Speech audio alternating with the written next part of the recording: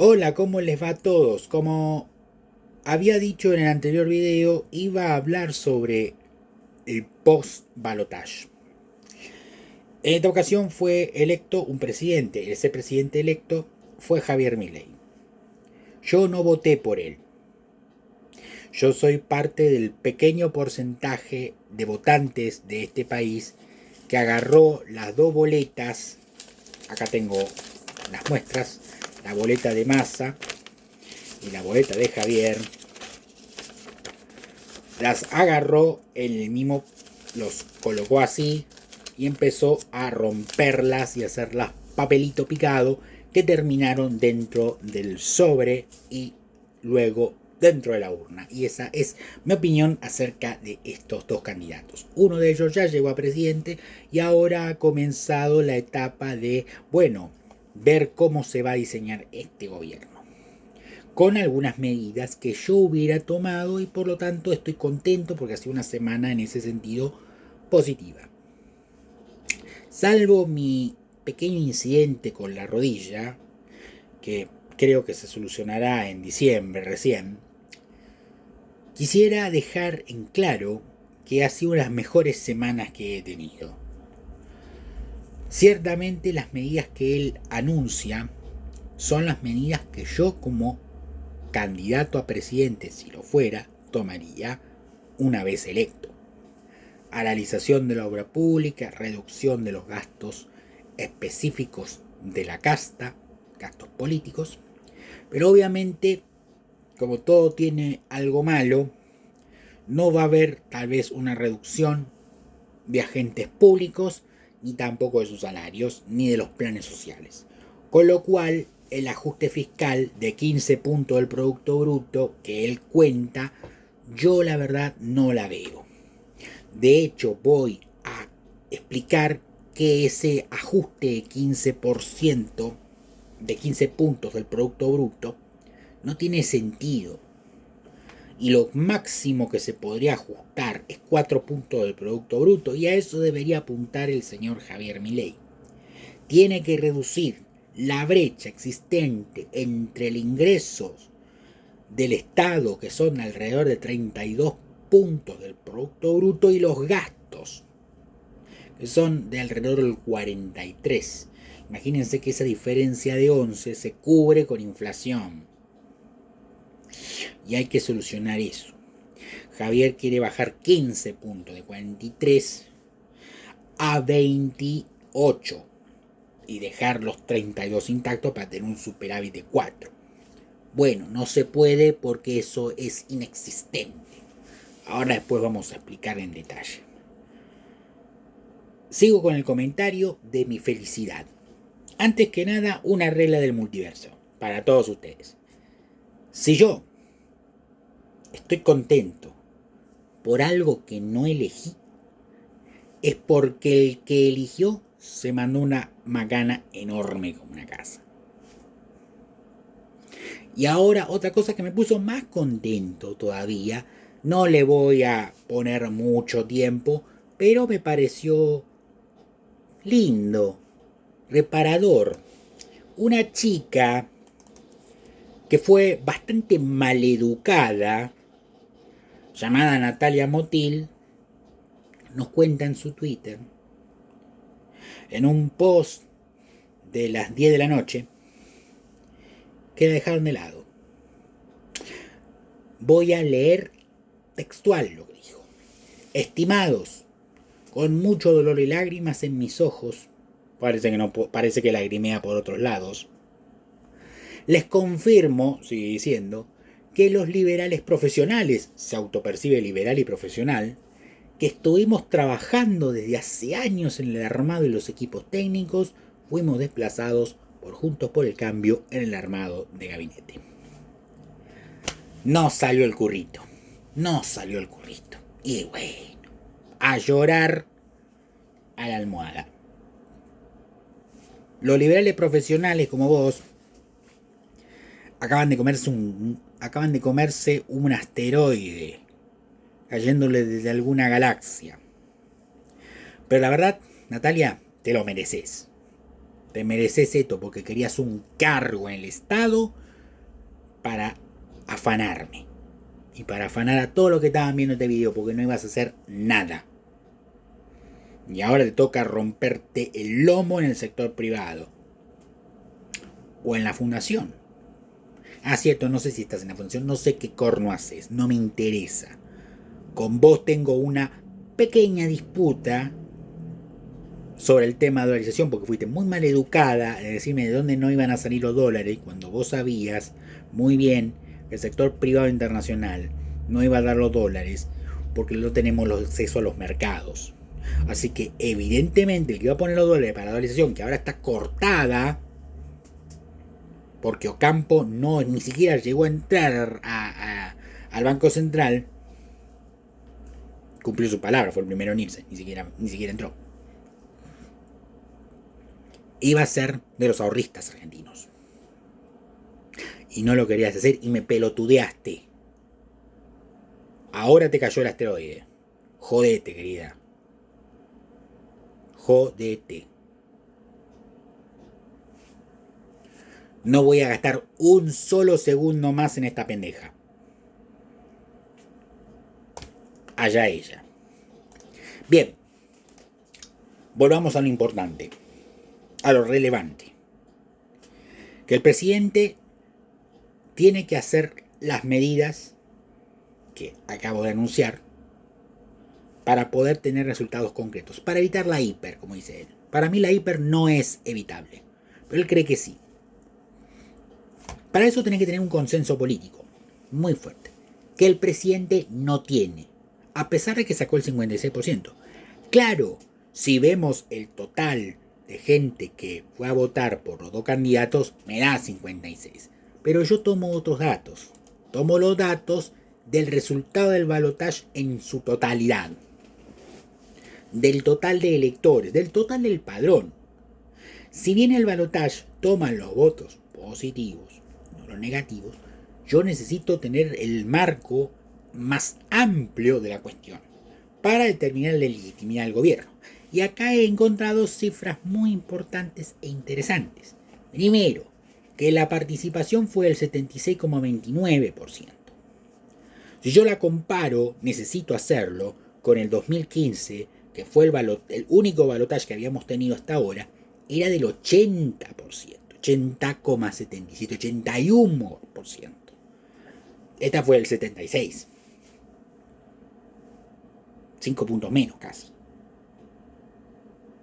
Entonces, me parece que acá ya empieza a haber algún tipo de problemas.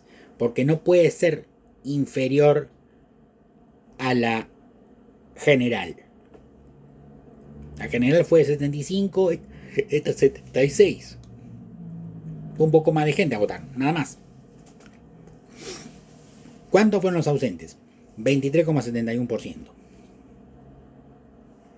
¿Cuántos fueron los votos en blanco y nulos? Los nulos fueron 1,25%, los blancos 1,19%. Esto es muy interesante porque si yo lo comparo con 2015, lo digo como nota de color, los nulos fueron 1,28% y los blancos fueron 1,18%. No cambia mucho la proporción. Parece que fue la misma gente. El total de positivos fue 73,86%. Es decir, sumando quienes votaban a Milei y votaban a Massa. Ahora bien, si yo hago una cuenta prohibida y digo cuántos fueron en porcentaje los que no votaban a Milei, tengo que tomar los ausentes, los votos en blanco, los nulos y los que votaban a Massa. Y no tomar el total del total de los positivos, sino tomar el total de la participación. Y eso me da que Milei sacó el 41,13% de los votos del total, mientras que Massa sacó el 32,72% y los ausentes fueron 23,71%. Si yo hago la cuenta de 32,72 más 23,71 más 1,19 más 1,25, me da que el 58,87% del total de electores votaron en contra o no votaron por Javier Milei. 58,87% contra 41,13%. Es una cifra que al gobierno que entra no le da la legitimidad. Hay casi un 60% de personas que no están de acuerdo con este gobierno. Entre ellos yo. Que puedo ser, que soy un numerito dentro de los nulos. Dentro de ese 1,25. Entonces, con 41,13% tiene que hacer las reformas que no quiere el 58,87%.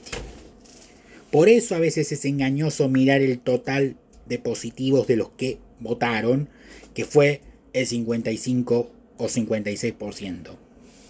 Dicen, fue lo más alto. No, yo miro el total. Pese a que tal vez en el balotaje lo que más importa son los positivos, pero yo miro los que no fueron a votar. Esto es un dato objetivo. Fueron 58,87 entre la gente que votó Massa, entre los nulos, los blancos y los ausentes. Eso es un dato absolutamente irrefutable. No me salía el término. Es irrefutable. Y esto obliga al poroteo en el Congreso, que es la siguiente tabla que voy a poner. La siguiente tabla, que ustedes no lo van a ver obviamente, implica cuánta cantidad de gente tendría en el Congreso. Senado, 2 o 3 puntos. Senado tiene 35, el kirchnerismo. 35. Y Juntos por el Cambio tiene 24. 24, acá lo que estoy viendo estoy viendo que tiene 35 el peronismo, Unión por la Patria, 6 el Interbloque Federal, 24 lo que es Juntos por el Cambio, y los libertarios tienen 7. Y van a tener 8, pero a alguno se le ocurrió gritar fraude, nos hicieron fraude, se abrieron las urnas y ¿qué pasó? Encontraron 700 votos que no se habían contado de Unión por la Patria, y eso determinó que los libertarios de la provincia de San Juan perdieran un senador y quedaran con la senaduría por la minoría. Le recomiendo al que hizo esa enorme estupidez que no se presente nunca más en política, porque es un imbécil. O es muy vivo o es muy estúpido. Yo creo que es un estúpido. Si vos vas ganando no pedís recuento, pedazo de estúpido. Porque ahora tenías 8 y el oficialismo tenía 34. Ahora tiene 35. ¿Cuánto necesita tener la Cámara de Senadores? 37. ¿Se dan cuenta que a veces abrir la boca trae algunas consecuencias? Cámara de Diputados, entonces ¿qué era? Hay que fijarse ahí. Según lo que tengo acá, el FIT, la izquierda tiene 5. Madre mía, siempre suman 1. Unión por la Patria tiene 108. Hay otros que son 4. 8 tiene el Interbloque Federal.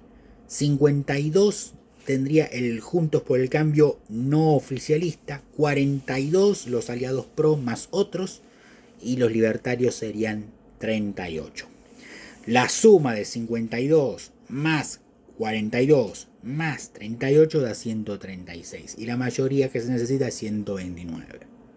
Si unimos al J Puntos por el Cambio de color naranja, acá lo han puesto naranja, yo también lo puse naranja, a los amarillos, que son los macristas, y a los libertarios, da 136. Esto tomando que el bloque libertario sean 38. Con circunstancia que yo no doy por ningún caso. Ahora voy a explicar por qué. He hecho un Excel con todos los que asumieron. No el total de las bancadas. O sea, no estoy sacando de esto, de esta muestra, los que asumieron en 2021, que tienen mandato hasta 2025 y que están a favor de Javier Milei o en contra. Acá tomé a los que están a favor de Javier Milei y que entraron ahora en esta legislatura. Del PRO, que yo llamo PRO más otros aliados, La Libertad Avanza, me da 11 en total. De lo que es el PRO más otros no aliados, de Juntos por el Cambio, me da 6 personas en total. Esto está sujeto obviamente a cómo se posicionen algunas personas, se posicionan de un lado o del otro. Puede cambiar, estoy haciendo una suposición en base a algunas declaraciones y algunas posiciones.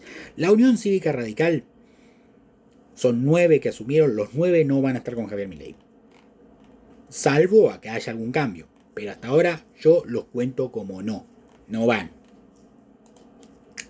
Después lo de Coalición Cívica son 2. Mónica Frade en la provincia de Buenos Aires y Maximiliano Ferraro en la ciudad, son 2, no van a estar con Javier Milei, por lo tanto, y además no están más en Juntos por el Cambio, de hecho es un bloque aparte, son 2 los electos y no van a estar. Y el partido de Pichetto, está solamente Pichetto, Encuentro Republicano Federal, Peronismo Republicano, es uno solo, no va a apoyar a Milei, dijo, ponele que también lo pongo afuera. Si todos estos partidos estuvieran con el presidente Milei, de los asumidos serían 29 en total. 29. Y ahora viene el gran problema. Porque si esto es un problema, ahora viene el gran problema. ¿Cuál es el gran problema? El propio bloque de la Libertad Avanza. Este bloque, como está compuesto, es como un Juntos por el Cambio, pero de peor calidad. Porque Juntos por el Cambio nosotros podemos encontrar 2 Juntos por el Cambio. El Juntos por el Cambio Pro, amarillo, el Juntos por el Cambio naranja y el Juntos por el Cambio, y la Coalición Cívica y la Unión Cívica Radical junto aparte. Pongámosle que la Unión Cívica Radical se va de Juntos por el Cambio. No lo sé. Podría estar con los naranjas, con los pro más otros no aliados. Con lo cual de los electos serían un grupo de 15. Pero yo me preocupo por el bloque de la Libertad Avanza. ¿Por qué? En Buenos Aires, por ejemplo, han tenido alrededor de 9 diputados. Todos esos diputados que tienen ahora, hay uno que ya no lo cuento más, que es Anzaloni. Anzaloni, sindicalista de la UATRE, llegó a la banca, vaya a saber Dios cómo, no voy a pedir explicaciones, supongo que lo tengo por sabio y entendido, del partido FE. Yo no lo cuento más dentro de la Libertad Avanza. No lo puedo contar más. No lo puedo contar más porque no es alguien de Milei. Ni es leal ni va a estar. Supongamos que está, ojalá que sí, pero no lo creo. Este va al peronismo. O como aliado, o como otro, etc. Queda Berti, que es aliado. Marcela Marina Pagano, también la pongo, con reservas. Guillermo Maximiliano Montenegro, también lo pongo con reservas. Partido Demócrata, María Lorcena Machichín, la cuñada de Píparo, la pongo con reservas, conociendo el historial de Píparo, de saltar de banca en banca. Carla Juliana Santillán Juárez Brahim, también la pongo por el momento. Eduardo Gabriel Falcone, que es uno del Movimiento de Integración y Desarrollo, lo dejo, pero podría formar monobloque o un bloque del MID. Lilia Lemoine, del Partido Libertario, podría formar su propio monobloque. No voy a decir por qué razones podría formarlo, pero es una posibilidad, aunque por ahí es leal, muy leal, pero no lo sé. Santiago Javier Santurio Rodríguez o su reemplazante, porque yo tengo la información de que él podría llegar a ser el secretario de culto. Del Partido Celeste, leal a Javier, no lo va a abandonar. Diana Elena Mondino en Capital, reemplazada por, no me acuerdo cómo se llama la señora, se llama Adela, no me acuerdo. Bueno, ella va a ser canciller y va a reemplazar a esta mujer que creo que es de la libertad del Partido Demócrata. No estoy seguro, estoy diciendo porque no me estoy acordando. Nicolás Alemán ya es tarde. Sago del MID, ese va a estar. Mismo destino que Falcone si se quiere quedar o se va. Después en Chaco, Carlos Daniel García. No tengo información de este hombre, es independiente, podría ser, lo pongo en Toda Libertad Avanza. César Hernán Treffinger de Ciudadanos por Chubut, el partido provincial al cual fue Javier Milei como candidato, este muchacho primero gobernador y ahora diputado. No sé si se va a quedar, me parece un peronista, lo dejo por el momento. Después en Córdoba tenés 3 diputados, María Celeste Ponce, aliada a Javier, no lo va a dejar, Gabriel Marcos Bonroni y María Cecilia Ibáñez, el primero del Partido Demócrata, la segunda del MID. Claudio Lisandro Almirón, creo, si mal no recuerdo, es del Partido Renovador Federal o de la Unión Celeste y Blanca, no sé de cuál de los dos. Lo pongo por el momento, pero también podría formar monobloque. Beltrán Benedict, un outsider de la política entrerriana, no tiene partido, él se queda dentro de la Libertad Avanza. Gerardo Gustavo González, este es de Infram, en Formosa. Partido Renovador Federal, todos unidos, no lo dejo adentro del bloque, lo mismo que Anzaloni. Manuel Quintar, que traicionó a los electores de Javier Milei, amigo de Milagro Sala, lo dejó antes de la elección, sin actas, sin poder, sin nada. Partido Renovador Federal, por lo tanto, evidentemente pasa a la oposición al gobierno. La Pampanada, Martín Alexis Menem, amigo de Javier, no lo va a traicionar, espero. La Libertad Avanza La Rioja, es su partido, se llama así, pero peronista, es el hijo de Eduardo. Después en Mendoza tenés a los Llano, María Mercedes Llano y Facundo Correa Llano, no sé si serán parientes, ambos del Partido Demócrata, podría ser que sí. Y una libertaria, Lourdes Micaela Arrieta. Un gusto.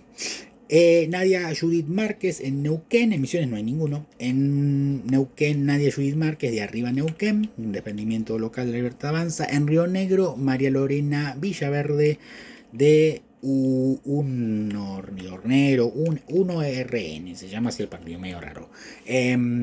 Yo no sé si esta mujer va a pertenecer, la coloco aquí, pero me parece que no lo sé. Después en Salta tenés a María Emilia Mosco y Julio Moreno Valle de Ahora Patria, creo que es el partido del Campera Amarilla Olmedo. Ese se queda, seguramente. En San Juan, el señor Asad Peluc, de Acción por una Democracia Nueva, este es del peronismo, así que obviamente también va a querer hacer su monobloque. Carlos González de Alessandro pertenece al partido Tercera Posición, que el partido Tercera Posición es de Graciela Camaño, ella es la titular. Así que, salvo que sea muy rebelde, creo que va a seguir a la señora Camaño. Partido Tercera Posición, un partido hace 60 años, pongo más. Carlos González de Alessandro de San Luis, no lo incluyo dentro de la Libertad Avanza. Santa Fe, 3 diputados, Romina 10, Nicolás Fernando Mayoraz y Rocío Belén Bonacci. Romina 10, de Fuerza Libertaria. Nicolás Fernando Mayoraz, que fue aliado de Daniel Mata, terminó todo mal. Mayoraz es un personaje muy interesante, seguramente después vamos a hablar de él. Tiene algunos problemitas interesantes de la legislatura sanfecina. Bueno, llegó a las ligas mayores en el Congreso Nacional y va a estar por el Partido Demócrata Vida y Familia. Y Rocío Belén Bonacci, la hija del Bonacci que le prestó el sello partidario a Spert en el año 2019 para participar en las elecciones y hacer que perdiera Macri, porque los votos de Spert obviamente iban a Macri y el porcentaje que sacó Macri hubiera sido mucho mayor si Spert no se hubiera presentado. Bueno, no importa, eso quedó atrás. Rocío Belén Bonacci es hija de Bonacci, que es un nazi, confeso, admirador del Führer, que se sacó muy sonriente fotos con Biondini y fotos con gente del Frente Patriota, además de sacarse una hermosa foto todo orondo con el Mein Kampf. Bueno, Rocío Belén Bonacci no creo que esté mucho tiempo en la Libertad Avanza, será su monobloque. Y lo mismo hablo de Nicolás Fernando Mayoraz. Por ahí estoy hablando mal de él, al Pedro, lo conozco. Pero alguna información llega. Tierra del Fuego, Jorge Santiago Pauli, por Republicanos Unidos, de Tierra del Fuego, ese va a ser Javier Milei. Y en Tucumán, Fuerza Republicana, conociendo a Bussi, no sé si se va a quedar él en la banca porque él la ganó, o el tercero, que era Mario Gerardo Wesen. De todas maneras, Fuerza Republicana actúa en Tucumán como un sello del Partido Justicialista Tucumano para que la oposición no tenga bancas. Y de hecho esa banca hubiera sido de la oposición en Tucumán, pero se la quedó Bussi y Wesen. Todo este poroteo de 38 pasó a 28. Y he nombrado varios casos de que se podían hacer monobloques. Por ahí estoy en el mejor de los mundos y quedan los 38. Pero yo al menos empezaría a contar desde 37, porque Anzalori se fue. O sea, se fue, como dice la canción de Laura Pausini. No va a estar. Después, si esos 28 quedan menos, es peor todavía. O sea, esta opción que estoy presentando es mucho mejor que la realidad. Yo creo que más se van a ir de aquí. Más de los que yo conté. Que no quedarían 28, quedarían mucho menos, quedarían 24 o 25. Así que 28 diputados de 38 para mí es una buena ganancia. No es mucha la pérdida. Y ahora vamos con la otra punta de alianza, porque Javier Milei no solamente hizo alianza con Macri, sino que hizo alianza con Schiaretti. Y Schiaretti metió diputados, metió 4, de los cuales creo que 3 van a responder a Javier Milei. Los 3 que van a responder son los 3 de Córdoba: Carlos Mario Gutiérrez, Alejandra Torres y Juan Fernando Brulle. Los 2 primeros del Partido Justicialista, muchacho del Partido Demócrata Cristiano. Y el que no va a responder es Esteban Paulón, de Santa Fe, que entró por el Partido Socialista. ¿Por qué no va a responder a Javier Milei ni lo va a ayudar? Y seguramente ayude a los radicales, a la coalición cívica y a los pro no macristas. Porque es militante de los derechos de los derechos humanos y por la identidad de género. Es un LGBT. Por lo tanto, este muchacho del Partido Socialista no va a ir. Por lo tanto, son 4 en total los que entraron y 3 van a responder a Javier Milei si es que se hace la alianza con Randazzo y con Schiaretti, que creo que ya está hecha. El tema es que por querer poner en la Cámara de Diputados al presidente de la Cámara de Diputados y que el presidente de la Cámara de Diputados sea justamente Randazzo, hay un problema con los 11 que podrían llegar a apoyarlo de los electos a Javier Milei. ¿Y cuál es ese problema? Muy simple. Ese problema es que no quieren saber nada con Randazzo como presidente de la Cámara y que el presidente de la Cámara sea Ritondo. Es lo que quiere Macri, es lo que quiere Ritondo.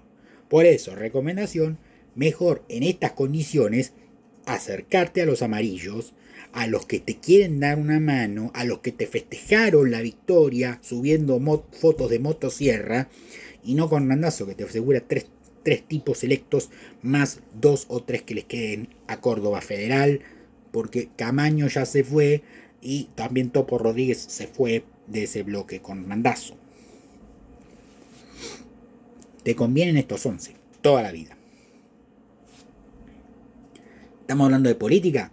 ¿Vos querés que la Cámara por lo menos no ser la tercera minoría? Porque si la primera minoría es la oposición peronista, la segunda son los 93 de Juntos por el Cambio, si es que existe de Juntos por el Cambio, si no existen 2 Juntos por el Cambio, es distinto, así como 2 pro, vos sos tercera minoría. Y no te conviene un Congreso más atomizado que este. Si vos haces eso, vas a tener un problema con cualquier mínima ley que quieras aplicar. Cualquier mínima. Paso ahora al presupuesto 2023-2024. Primero, hay una suposición extraña, diría yo. Y en esto no voy a usar mi Excel, sino que voy a usar un gráfico que se denomina la motosierra. Dice, economistas libertarios estiman que podrían heredar hasta un 5% de déficit fiscal primario, es decir, sin contar los intereses de la deuda. El plan para revertirlo será recortar drásticamente el gasto público en al menos 14 puntos, ya 15, del PBI. según una persona con conocimiento directo. El mercado mira con escepticismo semejante recorte, que en esta magnitud tiene pocos antecedentes de éxito o ninguno en la historia argentina. El poroteo que hace Milei es el siguiente. 2 puntos del Producto Bruto se eliminarían al convertir la obra pública en iniciativas privadas. Que eso me puso muy contento. Ahora bien, si uno mira el gasto público nacional en base al Ministerio de Economía, la obra pública es 1.6 del producto. Casi 2 puntos, pero no es 2 puntos, es 1.6 del gasto público. 5 puntos del Producto Bruto se cortarían interrumpiendo las transferencias discrecionales que hace el Estado hacia las provincias. Las transferencias discrecionales, según el Ministerio de Economía, es 0,7% del Producto Bruto Interno. ¿Dónde están los 5 puntos? Si ni siquiera llega a ser un punto. 5 puntos del Producto Bruto se ajustarían a una depuración de los subsidios económicos para que recaigan sobre los usuarios que lo necesitan en lugar de sobre las empresas. El poroteo me da 2,6% de subsidios económicos. No 5 puntos, 2,6% del Producto Bruto. 1 punto del Producto Bruto se achicaría con la eliminación de las jubilaciones de privilegio que perciben exfuncionarios de cargos jerárquicos. ¿Sabes cuántos son las jubilaciones y pensiones dentro del gasto público nacional? 7,6% del Producto Bruto. Y estás hablando de eliminar 1 punto del Producto Bruto. Ahí tenés para recortar. Ahí tenés para recortar 7,6. Casi 8%. No llega a 8. Casi 8. 1 punto se achicaría con la eliminación de jubilaciones de privilegio. Bueno, 7,6% son las jubilaciones y pensiones. Del gasto público total nacional, Producto Bruto Interno. 1 punto del Producto Bruto Interno se reduciría con la venta o el cierre de empresas estatales deficitarias. Eso es 0,8% del Producto Bruto Interno. Es decir, todo este enorme gasto público que vos querés cortar no se trasluce en la realidad. Si nosotros hacemos las cuentas, 5, 5, 1, 1, 2 da 14. Si ponemos un puntito más de ajuste de la eliminación de las jubilaciones, 2% del Producto Bruto, ahí nos dan los 15. 5, 5, 10, 2, 12, 1, 2, 15. Hay otro concepto dentro de la gráfica que se considera otros, que no tiene flechas como este tiene, no dice este va acá y va haciendo la comparación, no las tiene. 8,9% es el más grande de los bloques. Ahí se podría recortar el déficit de las empresas públicas, los servicios económicos, las transferencias económicas, la obra pública, las jubilaciones de pensiones y el resto.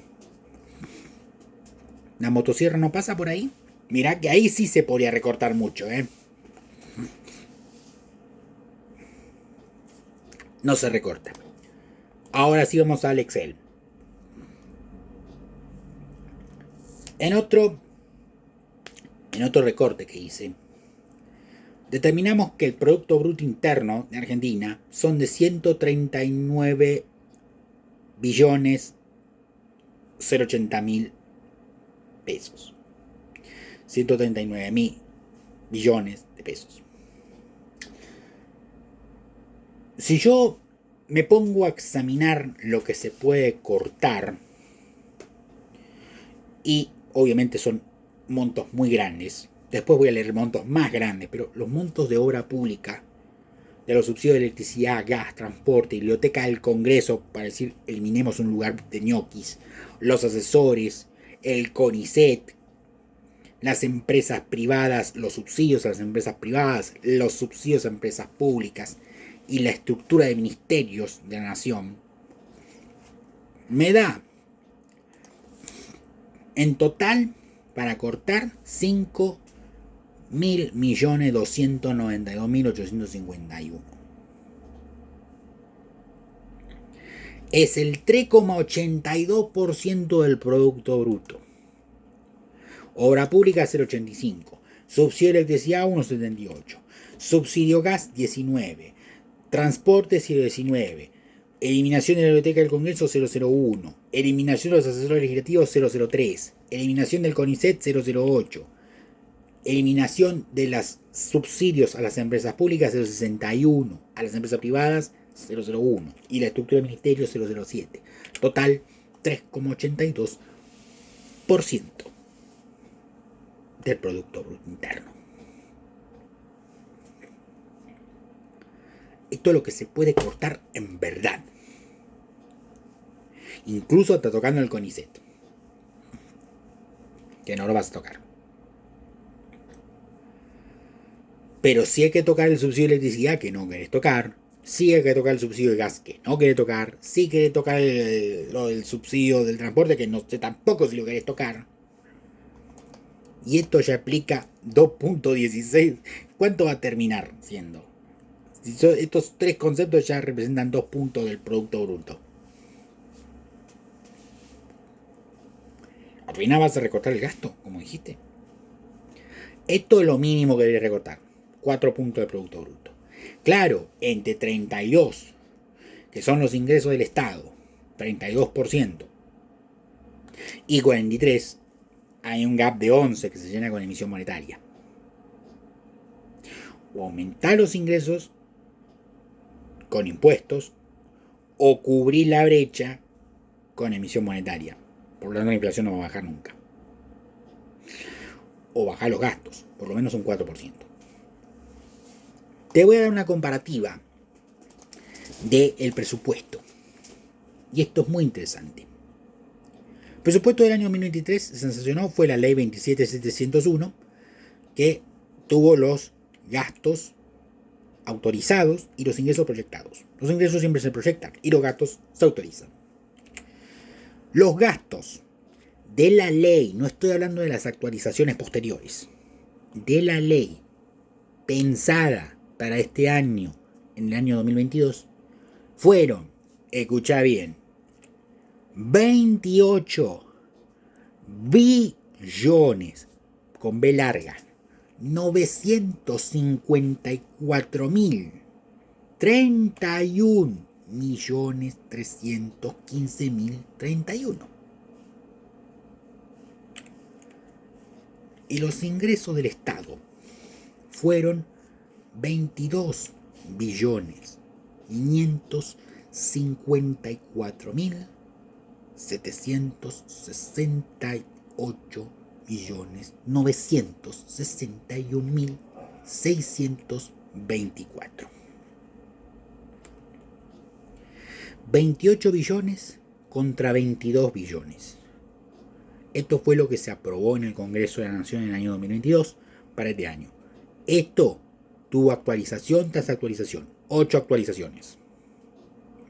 ¿Qué significa eso? Aumento del gasto. ¿Cuál es el proyecto enviado ahora? Para aprobar este año, obviamente, se tiene que aprobar. No puede meter sin presupuesto, a menos que rija el presupuesto del año pasado.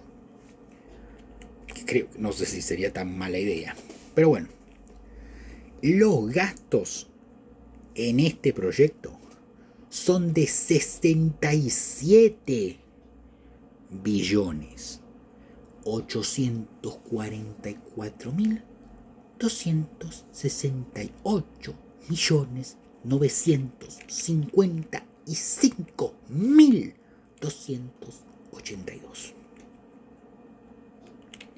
Ingresos 55 billones 687.552 millones 583.168.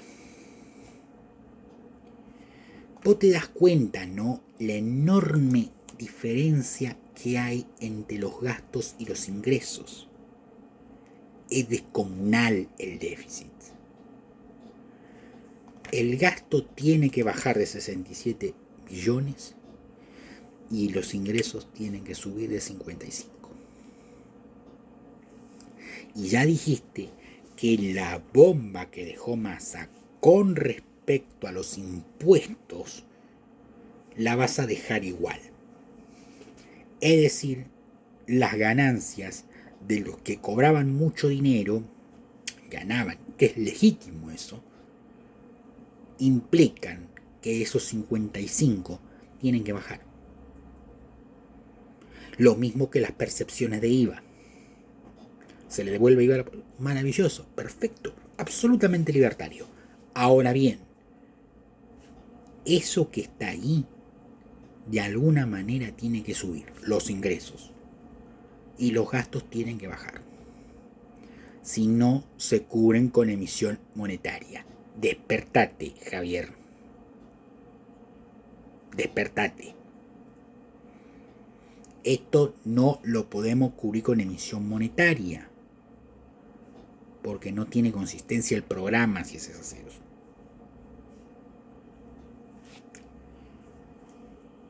Entonces, si vos querés bajar 4 puntos del Producto Bruto Interno, tenés que hacer un ajuste que claramente no va a ayudarte mucho si vos tenés una pérdida de ingresos. Así que, recomendación, trata de recaudar los impuestos que Massa bajó. Sí, te estoy diciendo eso. ¿Sabes por qué? Porque eso si no se va a tener que compensar con inflación. Y entre el robo directo que representan los impuestos y el robo solapado que representa la emisión monetaria, prefiero el robo directo.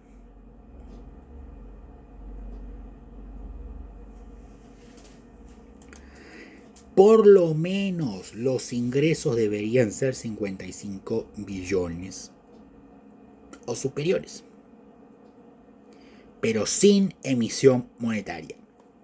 Y ahora vamos a la parte de la emisión monetaria.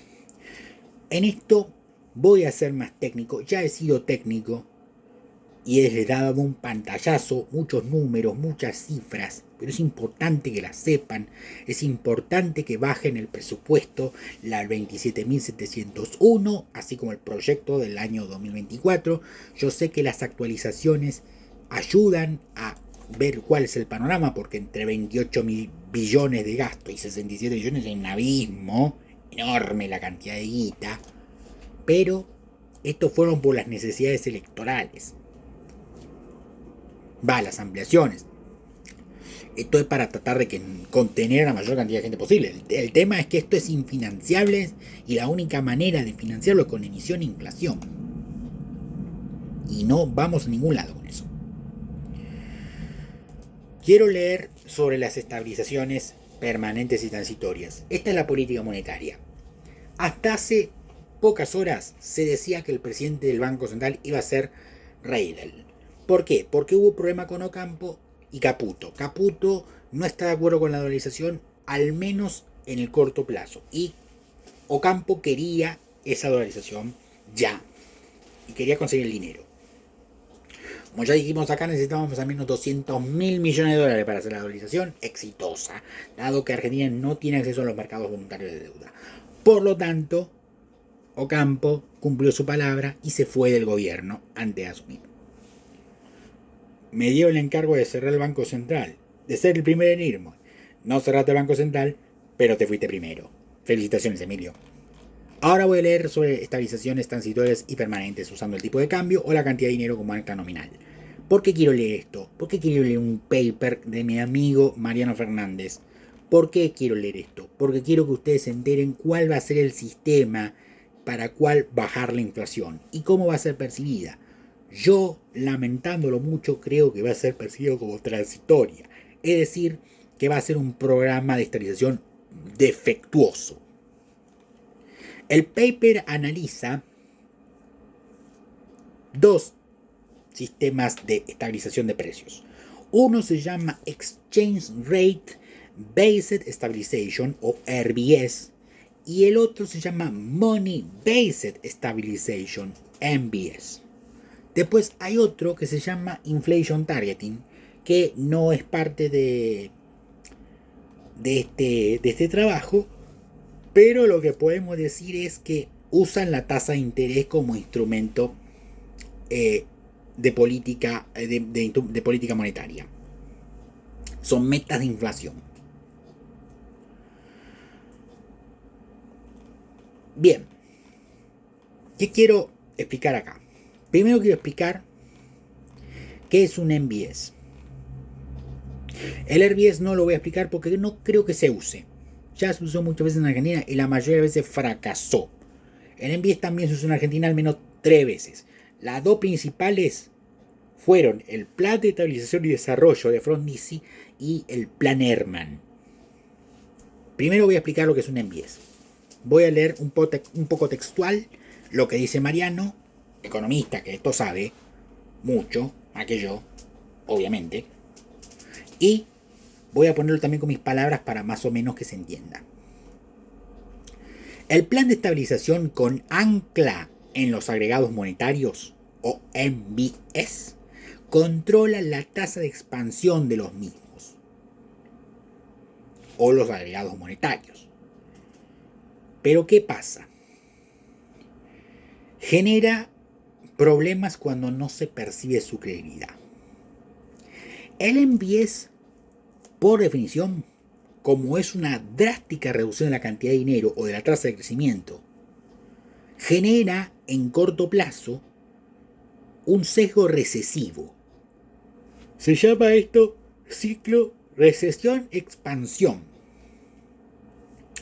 Una vez transcurrido el periodo de shock monetario, comienza un ciclo de expansión, pero no se extiende en el tiempo, dado que el programa tiene menor credibilidad y entonces el mismo colapsa. No son preferidos por las autoridades estos tipos de programas porque el programa puede colapsar durante la fase recesiva. O sea, no llega tal vez al ciclo expansivo. No tiene además éxitos iniciales. No es un programa preferido. Por eso siempre se prefieren los Exchange Rate Based Stabilization Programs.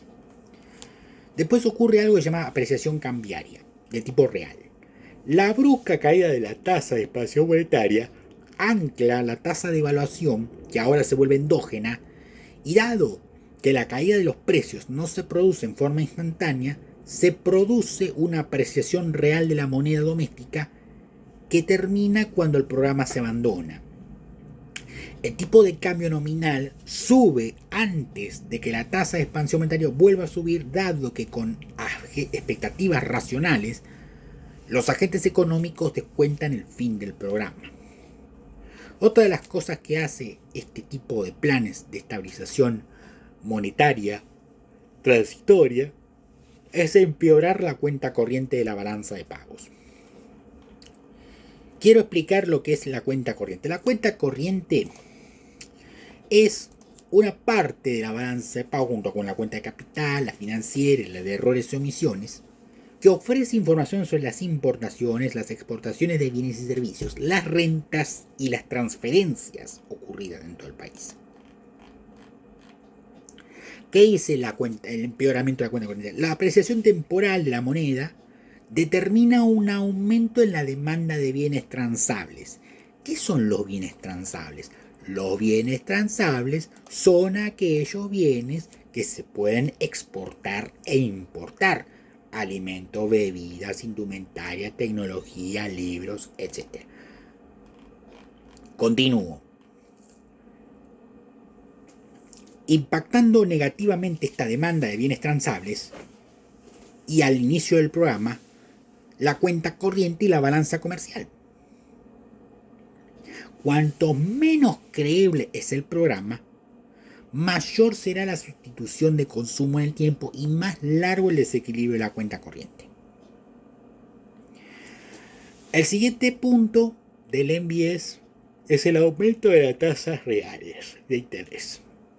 La brusca caída de la tasa de expansión monetaria lidera un salto discreto hacia arriba de la tasa de interés. Como los precios no reaccionan tan rápidamente a la baja de la tasa real de interés, se eleva transitoriamente, contribuyendo a potenciar el ciclo de recesión inicial. En la medida en que el programa comienza a debilitarse, la expansión económica y la suba de la tasa de inflación determinan el fin del ciclo de aumento de tasa real de interés. Y esto termina con la siguiente: trayectoria cóncava de la tasa de inflación, es decir, una forma de U, o trayectoria convexa de la tasa de interés, que es lo que estábamos nombrando arriba. Dado que la reducción de la cantidad de dinero lidera, en este caso, una caída de los precios, se inicia una fase de caída hasta que el programa se agota, mientras que durante dicho periodo las tasas de interés se mantienen altas debido al endurecimiento de las condiciones de tipo monetario. Y ahora voy a poner los ejemplos de MBS clásicos que se han dado en Argentina. Un MBS exitoso, pero muy duro, fue el plan de estabilización del año 1985 de Bolivia, que se conoce popularmente como terapia de shock. El plan de estabilización MBS más conocido en este país es el plan de estabilización y desarrollo del año 1958. Estoy un poco cansado. Lo digo siempre en todos los videos, pero estoy cansado. Igual continúo. Durante el gobierno del doctor Arturo Frondizi, y pese a algunas señales positivas hacia los mercados que pudieran determinar el inicio de una estabilización permanente, se instrumentó un plan de ajuste monetario basado en el control de la cantidad de dinero, clasificado dentro de la familia de los programas MBS, de características ortodoxas. El desafío del gobierno fue bajar la tasa de inflación, que se mantenía cerca del 20% hace una década. ¿Qué hizo? El plan de estabilización elegido fue un MBS sin ajuste fiscal. Subrayo, sin ajuste fiscal. Terminó clasificándose como transitorio. El programa se inició en diciembre de 1958 con la devaluación del peso, moneda nacional, y una liberación y unificación de los mercados cambiarios. El salto del tipo de cambio potenció la aceleración inflacionaria de 1959 y una brusca caída del salario real. A partir de allí, durante aproximadamente un año y medio, se controló la tasa de expansión monetaria, bajando la tasa de inflación por 2 años consecutivos, 1960 y 1961. Sin embargo, la fragilidad fiscal del programa marcó su fecha de defunción. Para 1962, la tasa de inflación había retornado a valores similares a los observados en 1957. Acá hay un cuadro. Dice, año 1957, tasa de inflación 25%, devaluación 12%, tasa de interés 10%, variación salario real negativo 3%, 1958, inflación 32%, devaluación 37%, tasa de interés 11%, salario real positivo en 7%, 1959, 114% anual de inflación, devaluación 59%, tasa de interés 11%, variación salario real 26% negativa por ciento. 1960, 27% de inflación anual, devaluación 4%, tasa de interés 11%, variación salario real 2%, recuperó algo. 1961, 14% de inflación, devaluación 0%, tasa de interés 11%, variación salario real 11%. 1962, 28%, devaluación 40%, tasa de interés 14%, variación salarial real menos 2%. Volvimos a peor que en 1957. Fracasó el MBS. Y el siguiente MBS que se hizo fue el de 1989-90, que se conoce como Plan Herman. Otro MBS ortodoxo. La devaluación de los primeros días de diciembre del 89 significó el fin del intento estabilizador utilizando la tasa de cambio como ancla nominal. Esto dice Mariano Fernández con respecto al plan Bunge-Born, que era un RBS, un Exchange Rate Based Stabilization Program, que fracasó miserablemente. A partir de allí comenzó un programa de control monetario sin control de precios y salarios, si se puede llamar de alguna manera, dice Mariano, cuyo objetivo era primordialmente evitar el regreso de la hiperinflación. Dado que el tipo de cambio dejó de ser el ancla nominal, podemos clasificar dicho periodo como un plan de tipo MBS. Durante su vigencia no hubo un anuncio unificado de medidas como en los casos anteriores, salvo la reforma conocida como Plan Bonex. Mientras tanto, se iba cumpliendo con el cronograma de reformas estructurales que brindaron el marco para la estabilización de 1991, que fue permanente. 28 de diciembre, Día de los Inocentes del año 89, el gobierno dispuso el canje compulsivo de depósitos a plazo mayores a un monto determinado, 1.000.000 de australes, por un bono en dólares a 10 años conocido como Ponex Serie 89. La medida que significó la expropiación del dinero de los depositantes se realizó para terminar con el desequilibrio cuasi fiscal. El canje de depósitos llevó a una caída de la demanda de dinero que desencadenó en febrero del 90 el segundo episodio hiperinflacionario. Para marzo del 90 la tasa de inflación alcanzó el 96% anual. A partir de allí, la tasa de inflación mensual, no anual, alcanzó el 96%. A partir de ayer, la ecuación inflacionaria no convalidada debido al crecimiento de la oferta monetaria determinó que la estrategia de estabilización basada en el control de la cantidad de dinero hiciera converger la tasa de inflación hacia niveles altos, pero más bajos que en los meses iniciales. Ahora voy a explicar esto. Dada la falta de reglas monetarias claras, hacia enero del 91, el programa monetario comenzó a dar signos de debilitamiento cuando el tipo de cambio se devaluó un 69%. A partir de allí se sentarán las bases para el lanzamiento del programa de convertibilidad, una especie de caja de conversión tratada previamente como estabilización permanente. Inflación mensual del periodo del 89 hasta el 91. Diciembre 89, 40%, devaluación 175%. Enero 90, 79%, devaluación 4%. Febrero 1990, 62% de inflación, 220% de devaluación. Marzo 90, 96% de inflación mensual y devaluación menos 22%, o sea, se apreció un poco más, por ciento. Abril 1990, 11%, 8% de devaluación. Mayo 90, 14%, 0% de devaluación.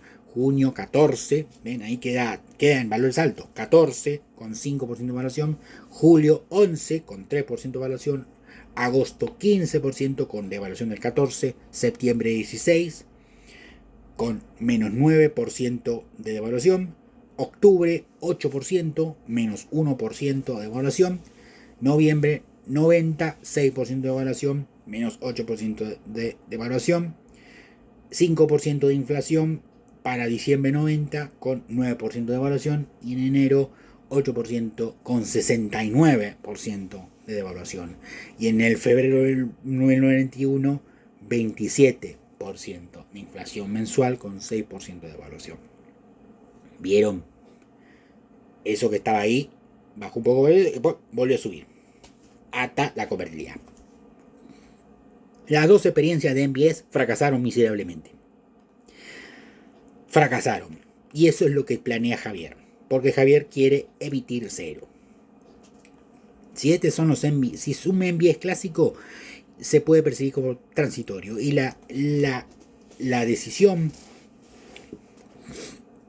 de hacer eso va a salir tan mal que vas a tener un rebrote. Y ya no va a ser una inflación de 10% mensual, va a ser mucho más alta. De 20, 25%. No tiene que ocurrir.